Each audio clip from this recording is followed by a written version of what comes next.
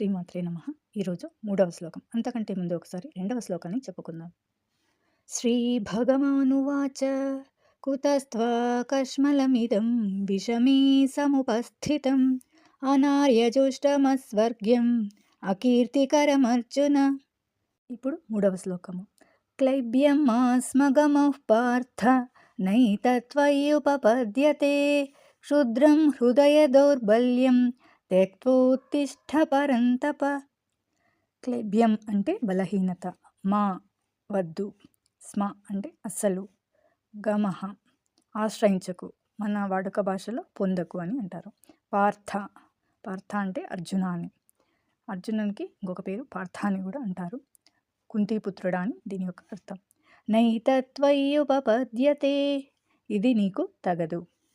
క్షుద్రం నీచమైన, హృదయంలోని, దౌర్బల్యం బలహీనతను, త్యక్తో విడిచిపెట్టి, ఉత్తిష్ఠ లేచి సిద్ధమవ్వు, పరంతప శత్రువులను జయించేవాడా. ఓ పార్థ, ఈ బలహీనతను అస్సలు ఆశ్రయించకు, ఇది నీకు తగదు.